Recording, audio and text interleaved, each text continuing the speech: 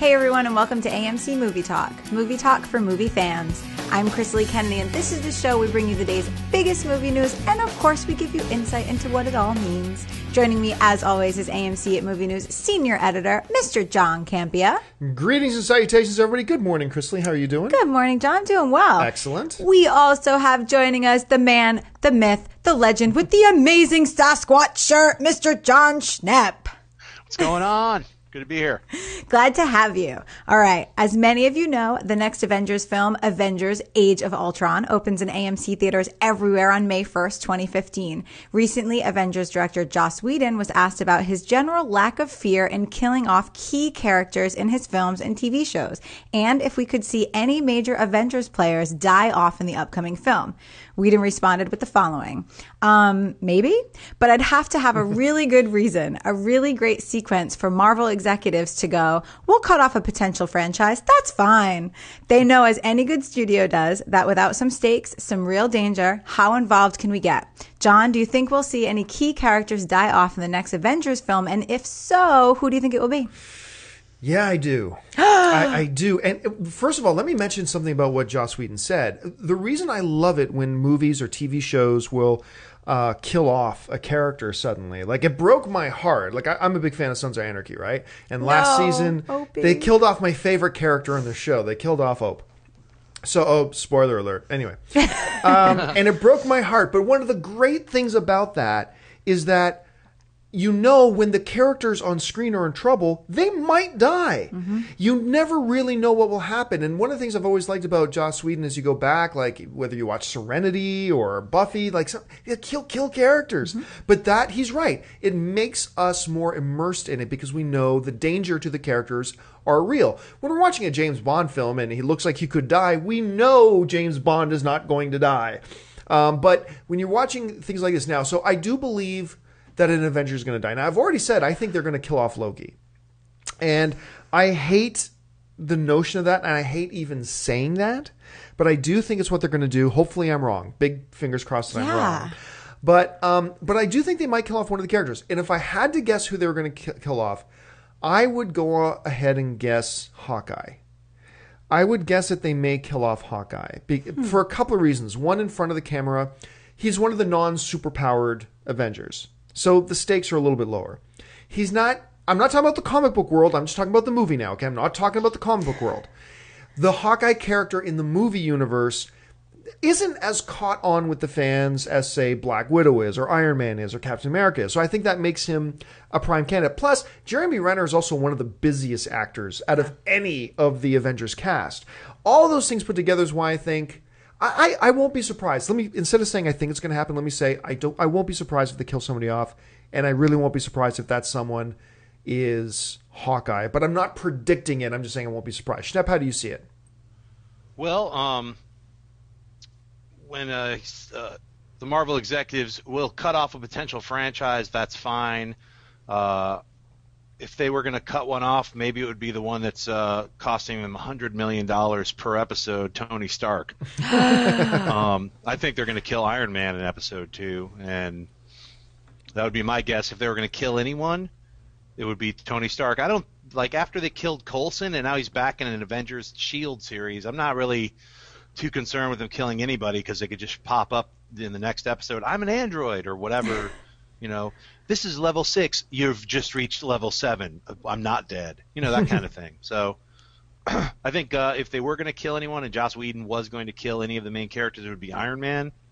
He'd be replaced by Rhodey. And I don't think that's going to happen, though. But that would be my guess. If they were going to – Hawkeye is a great character. And, you know, the comic book series by Matt Fraction and David Aja is incredible if you haven't seen it. They should just use that and make an adaptation. It's like when Hawkeye's not in the Avengers, that's a movie right there. And Jeremy Renner would be great in that version of Hawkeye. They should do that. Dude, I'm not going to lie to you. I think you're crazy. If you think they're going to kill off Iron Man. The Tony Stark Iron Man is their most single profitable character. They are not going to roll the dice. Say, I wonder how everybody's going to react if we just kill off Tony Stark and say Rhodey. I mean, it would be gutsy. I would admire it if they did it because that would be gutsy. I just can't see them doing that. Chris Lee, you get really attached to a lot of these characters. Do you think any of them could get killed off? Which one could you live with the most for them to kill off? I couldn't live with any of them, and I don't think we're going to see anyone die in this one. I think maybe the third Avengers will see someone die, but I think this one, people are still getting attached. People are still learning. People that didn't know Avengers before these movies are now starting to go and read the comic books and do all these things. So I feel like maybe in the third one, but not in the second. All right. Hey, I'm going to change my opinion and go with Chris Lee. Kill Iron Man in the third Avengers. Yeah. X-Files creator Chris Carter has been talking about his interest and desire to do a third X-Files film for years. In a recent interview, Carter repeated his thoughts on a third film and mentioned that he'd like to add a key cast member, World's End star Simon Pegg. Carter said the following: Gillian Anderson worked with Simon Pegg on a movie and told me that he was a big fan. We actually thought about putting him in the second movie, but there was no part for him. I certainly would think about him if we were to go forward in any way. Schnepp, would you be up for a third X-Files film? And if so, could you see Simon Pegg being a good fit for such film? Honestly, no, I don't think they should do an X-Files 3. I get it. It's like, if I was part of a television series for 10 years and we did a movie that did okay, and then we did a second movie like 10 years later that didn't do good in the box office and was critically like maligned and was, somewhat boring. A third movie, would be something that everyone involved would be like, let's put a good nail in the coffin. Let's not go out with that second werewolf, weird priest thing. Let's do a really good movie. And if we are going to do it, let's get the guy who's in every single movie possible, Simon Pegg. It's like, hey, that's the luckiest actor I've ever seen. Like, I saw him first in Spaced and then Shaun of the Dead, and was like, that guy's amazing. And I still think he's amazing, but he got to be Scotty in Star Trek. He's in Mission Impossible. He's like that go-to guy. So I think everyone is like, man, if we just add a little bit of salt and pepper, little Simon Pegg, let's sprinkle him on the thing, we got a hit. So I wouldn't say Chris Carter is insane for wanting to include Simon Pegg in X-Files 3. I just hope they have a really good story for X-Files 3. That's really all I care about. I mean, if Simon Pegg is sprinkled in there, that'd be awesome. That only makes it better. But let's just make a really good X-Files 3 if you're going to waste David Duchovny and Gillian Anderson's time, and just make it like the original first 3 seasons, Chris Carter, please. So that's what I would say. Yeah, I don't like the idea of doing another X-Files movie. And don't get me wrong, I liked the X-Files fine enough back in the day when it was on and all this kind of stuff. But, as they got into the last season and even as they did the first film, especially in the second, that was a story and a universe, if you will, that got so convoluted. Yeah. And it's you could tell it was starting to collapse under its own weight. They had so many different stories going and so many different little characters and facts that they all started to conflict, and it created this real big mess. And if you remember, I think the invasion date is already passed. If you were a fan of that future occupation date when the aliens are going to come, that's gone. I mean, they did the second X-Files movie and they don't even reference the alien invasion. I know. There's supposed to be this apocalyptic event that's coming that's going to end civilization and life as we know it, and they don't even talk about it in the second film. So at that point, they kind of lost me. That was the point when I said, okay, X-Files is done. Let's put this to bed. Now, if they were going to do it, sure, there are worse things you could do in the world than add a great guy and a great performer and just a scene stealer, really, like Simon Pegg. That would be great. Right. But for me, I don't want to see it. Yeah, it almost feels like grasping at straws with that comment. Let's just add Simon Pegg in there, He'll fix it. It's like some kind of weird glue do you really need that glue? I mean, Simon Pegg is incredible. I love the actor. But yeah, I'm even like, I stopped watching X-Files like the season after Duchovny left. It just started becoming like this watered down thing. Like, what's going on? I don't know. It was like, it fell into a disappointing couple seasons for me that I didn't watch, and I tried watching a few of them, and so right. I think I'm the only person who would like to see it. If they could end X-Files with a big bang, and like maybe it starts with the aliens have already occupied Earth, and it's only David Duchovny, only Scully can save the world or something. Who knows? I may be the only one who wants to see a third X-Files, but only if David Duchovny comes back. Oh, I don't think it would be a question. Only if. Don't think it would be a question. All right, folks, we've reached that part of the show for buy and sell. Here's how this works. In front of her, Chrisley's got a few other items in the world of movie news. She's going to run them down, and then Schnepp and I are simply going to say whether we buy it or sell it. So, Chrisley, what do we got? Celebrated director Ridley Scott is currently working on his large-scale biblical epic Exodus, which stars Christian Bale as Moses and Joel Edgerton as Ramses. It has just been announced that 3 more cast members have joined the production: Breaking Bad's Aaron Paul, John Turturro, and Sigourney Weaver. Turturro and Weaver are said to be playing Ramses' parents, while Paul is set to portray a Hebrew slave. Exodus hits AMC theaters on December 12th, 2014. John, buy or sell the addition of Aaron Paul, John Turturro, and Sigourney Weaver to the cast of Exodus? I gotta buy it. I'm actually kind of excited about this movie. The more I'm hearing about it, the more I'm learning about it. Obviously, I got a guy like Ridley Scott. I'm a sucker for the old big scale epic biblical epics, whether it's Ten Commandments or Ben-Hur or stuff like that. I get into them. They're pretty cool. And now adding a guy, well, first of all, adding Hollywood royalty like Sigourney Weaver, like she's just a queen. I got to interview her for the first time a couple years ago at Comic-Con, and it's one of those rare moments where I almost shook. I was so excited. John Turturro is a great performer, and Aaron Paul. I mean, you just can't say enough good things about Aaron Paul. This is a guy that's going to be an A-lister sooner or later, and then he's going to stay an A-lister for a long time. So I think all around this is great news. What do you think, Schnapp? Yeah, I'm going to buy that as well. It's Aaron Paul is just an incredible actor. It's really exciting to see him push his ranges, and especially in this last season of Breaking Bad. So all the casting just sounds great. Turturro, Weaver, Christian Bale. You have Ridley Scott directing it. Yeah, I'm actually really excited to see like some biblical epic. So, all right. Sounds great, but the Catholic schoolgirl in me, I don't know if I'm going to be able to watch it. I just have bad memories of Catholic school. It's being reported that Jessica Alba has joined the cast of director Kyle Newman's new film, Barely Lethal. The Fantastic Four star will join Haley Steinfeld and Samuel L. Jackson in the action comedy that's described like this.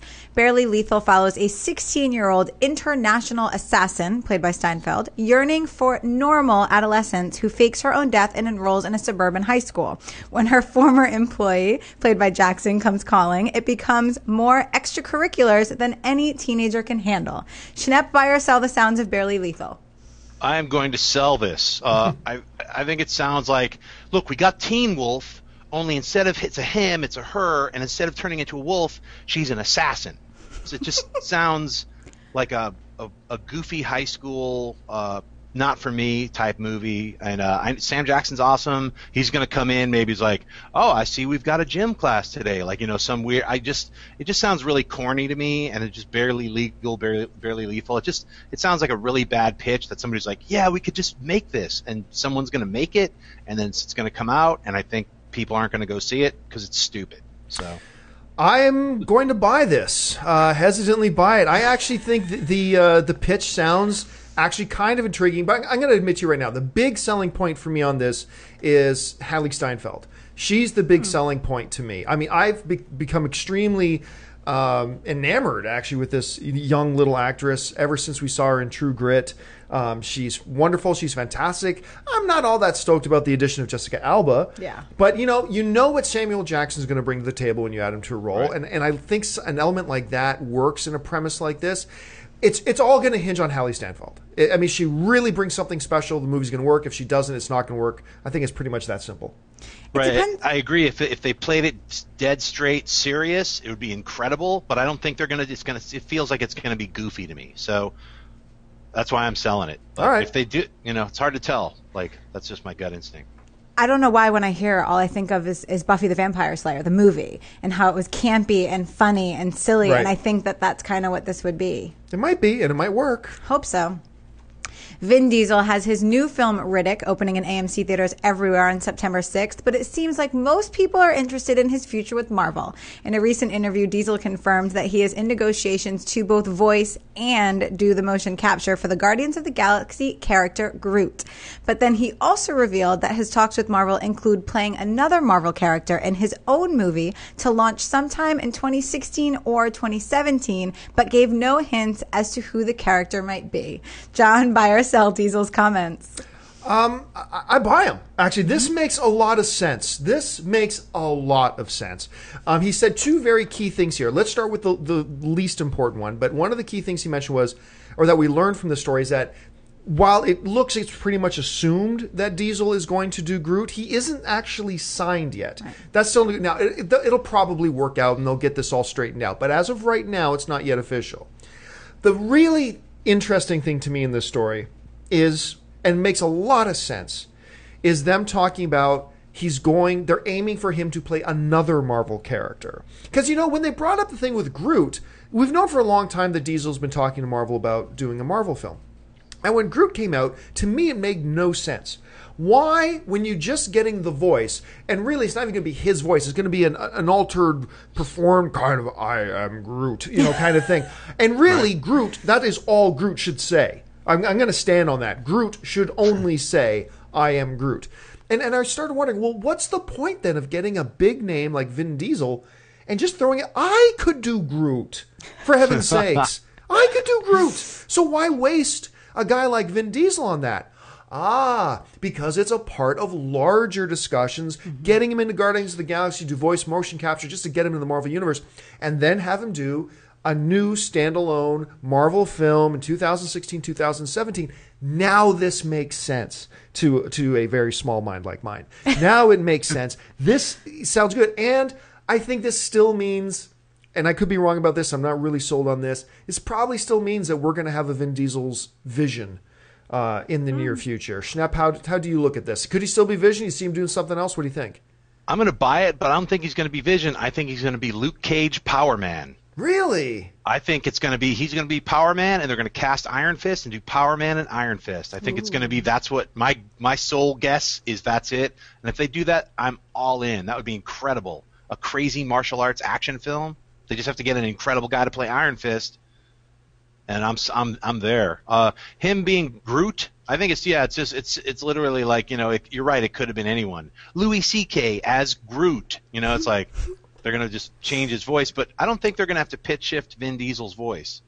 He already sounds like he's got 17 rocks in his throat when he's talking. So it's just going to be his voice. I'm cool if he has a soliloquy at the end and it's standing on top of a spaceship, has 2 minutes of Groot talking or reading a poem. I'm and it cool all with him just saying comes whatever. out, I am Groot. Yeah. I am Groot. But yeah, awesome. I think he's going to be Power Man, so I buy it. All right. I love that Vin Diesel has everyone talking about him in Marvel, between the Facebook posts and the tweets. What a smart guy. Yeah. So smart. Got everybody talking about him. Paramount Studios is giving film fans one last hurrah before we officially declare the summer movie season over. Starting this Friday, August 30th, through Thursday, September 5th, Paramount is re-releasing two of their big summer hits in a double feature, with Star Trek Into Darkness and the Brad Pitt zombie apocalypse movie, World War Z. Two movies for the price of one ticket. You can get your tickets now over at www.amctheaters.com. Schnepp, buy or sell Paramount's double feature promotion? I buy and sell it. I buy going to see Star Trek in the theater again. I sell seeing World War Z in the theater again. At least the PG-13 version. I just saw they're releasing a World War Z unrated version on DVD. Now, to me, I'm like, does that mean they're going to add blood to everything? It's a zombie movie. The Walking Dead has more gore in it than World War Z. As far as it was a fun story. I didn't hate the film. I don't want to see it again though, unless it's a radically different version. That's we decided to not go, childlike with the gore in a zombie apocalypse movie. It's for kids. It's that's what drives me crazy. So. I gotta disagree with you, man. I actually ended up really surprisingly liking World War Z, and the lack of gore or whatever, it didn't faze me. That's just for me anyway. I know a lot of people feel differently. For me, that would just be cherries on the cake. But the cake was really quite good. I'm not going to say it was an excellent film. I'm not going to say it's one of the best zombie movies ever made. It wasn't. But I thought it was a really nice little film, and I'll look forward to look. I really buy this, and the reason I buy this is because I like the fact that a studio like Paramount is thinking, hey, what can we do that's just kind of fun? We've got these two blockbusters, and from a business point of view, it makes sense. We can earn a little bit more money on them. We give the film fans a nice value, two films for the price of one, a couple of pretty good little movies, a nice time out of the theaters. It's thinking outside the box. I really like this. So for me, this is going to be a pretty solid buy.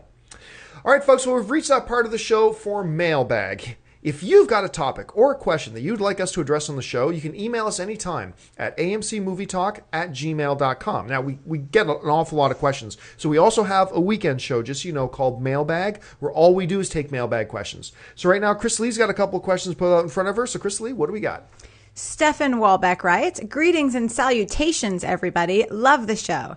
Yesterday, I read a rumor about Timothy Dalton playing Alfred in Man of Steel 2. I loved Dalton as James Bond, and wouldn't it be awesome to have James Bond as Alfred? I believe that Alfred has a background as a spy, at least in some incarnations of the character, which would be a nice wink. I know nothing is confirmed, but I'm hoping these rumors, speculations, or whatever are true for a change. What do you think about Dalton as Alfred?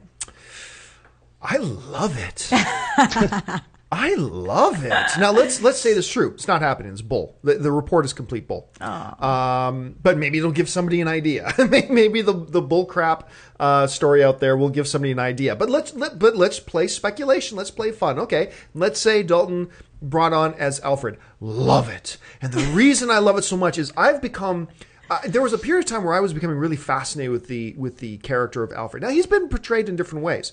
Sometimes he's just really portrayed as just a kind of, frankly, a fragile little old man. Mm-hmm. Sometimes he's portrayed like there's a little bit of badass behind those eyes. And that's the Alfred I want them to explore a bit. So this would be, Timothy Dalton now, I mean, look, he's not a spring chicken, but he ain't like an old guy. I just watched him on the last season of Chuck, and as he was one of the big bad guys on the last season of Chuck, and I thought he was badass. I thought he was really good. So I'm all for seeing a guy like him playing it. That particular age range, you find out that, the reason the Waynes hired a guy like Alfred Pennyworth is because he would be the ultimate protector for their child. And I would love it if that plays into it a little bit. And I think a guy like Dalton would be perfect for that. And I'm going to throw out another name that could be pretty cool for a role like that.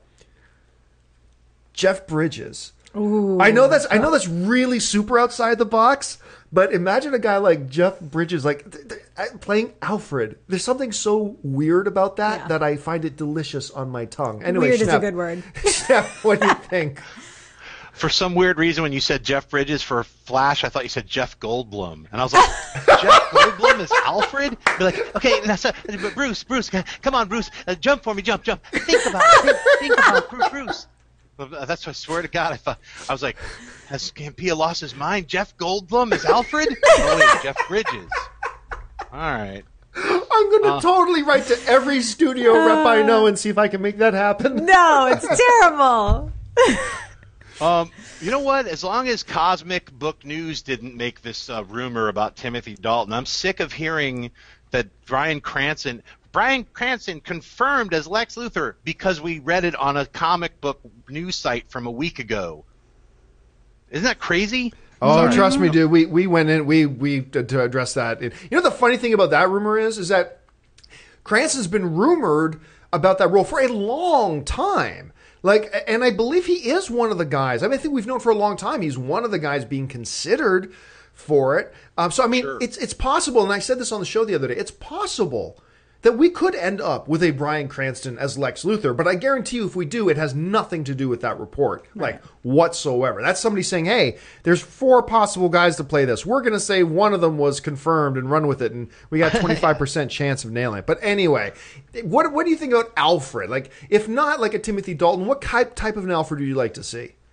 I mean, to me, Timothy Dalton never came to mind as Alfred, so I had to think about it for a little bit. And I was like, that would be an interesting pick. The only thing is he's got to be in his 60s now, so it kind of makes a little sense. Like maybe he was like in his 20s when he started caring for Bruce Wayne as a little kid when he was like 8 or 9 or something. So kind of makes sense. And yeah, I like the idea that it could be a little bit of a tougher Alfred. So. With that in mind, Timothy Dalton isn't a bad idea. Who else could play Alfred? You know who I had in the back of my mind? Although he might be a little bit too old for it now. I don't know. I haven't seen him a lot recently. But think Roadhouse, Sam Shepard. Think Sam Shepard from Roadhouse as Alfred. I don't know if he could do like a British accent or not. You're like grabbing a lot of dudes who have stashes and who are like, now listen here, Bruce. Yeah. If Simon Pegg was a little bit older, I'd be like, throw Simon Pegg in there as Alfred. Let's get what Simon is Pegg in that water Sprinkle today? Simon Pegg on there. I don't have any Alfred thoughts right now. All right, well then let's move on. I like Timothy Dalton, but what I like more is how John gets a spy voice every time he says, "I love it." I love it. It's my favorite. This mailbag question is a little different. It actually came to us from one of our team members at the AMC head office who asked if we've seen this early animatic form from the Avengers. That gives us a little peek into the upcoming Avengers 2. Take a look. Yeah, I'm going to kind of narrate this as we go. So now, for those who don't know what an animatic is, very, very early with movies that have budgets, in the movie making stage, I never had animatics for any of my movies. In the very early stages, sometimes what they'll do is they'll have storyboards, but then also what they'll do is they'll do these little rough kind of animations to kind of give a better vision for what it is they're trying to pull across. And oftentimes these early animatics will then turn out very different from the movie. What is really cool about this little video is it shows us Jarvis starting to take a little bit of a turn. Just take a look at this.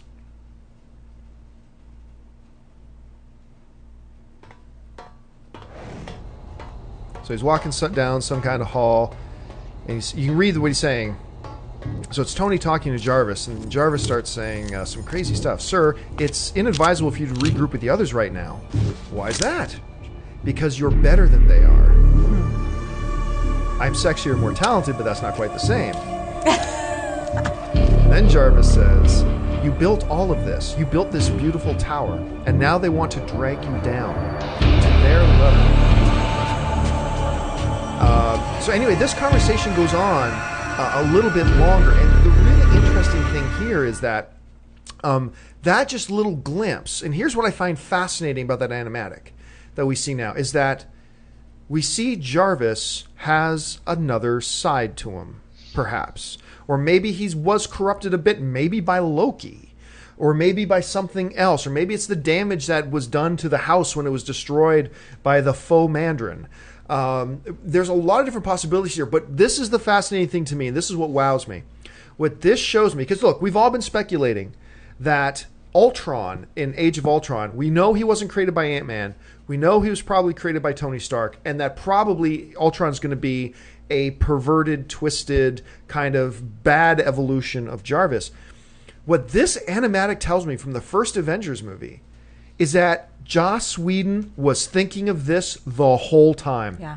That Joss Whedon didn't just make Avengers and then, we'll see what happens next. No, he made Avengers already thinking 3 steps ahead, knowing where he wanted to go, and was doing all that kind of stuff. Now, it's also interesting, Schnepp and I were just talking about this, there's another animatic that was released with this one showing the Avengers grouping in the street, you know, that iconic scene, but in the animatic, Wasp is there.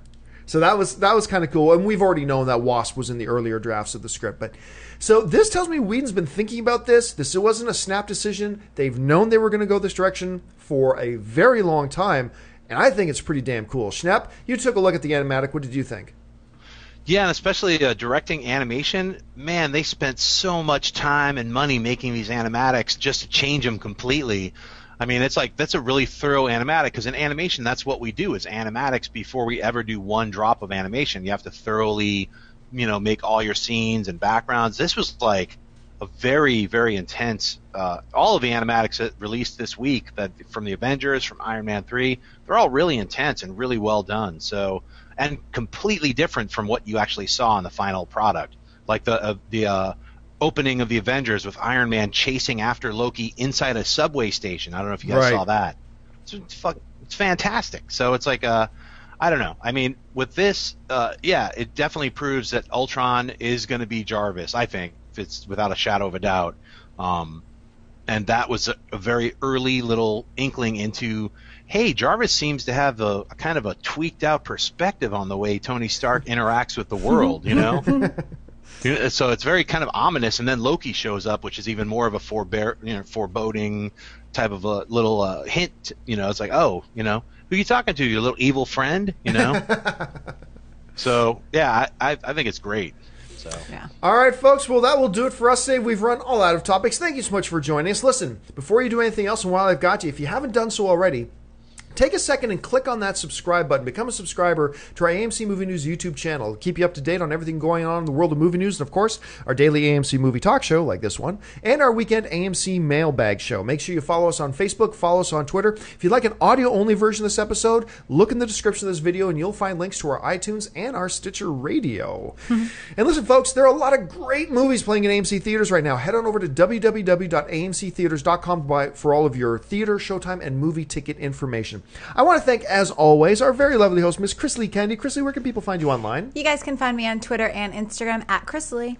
The one and the only Mr. John Schnepp, director of the upcoming The Death of Superman Lives What Happened. Schnepp, where can people find you? Online, John Schnepp at Twitter, on Instagram, and also this Friday I'll be debuting the teaser trailer to The Death of Superman Lives What Happened. Awesome! Woo! So. And me, I'm John Campia. You can find me on Facebook or Twitter or on Instagram, whatever, just at John Campia. Thank you so much for joining us, folks. My name's John Campia for AMC Movie News, and until tomorrow, bye-bye.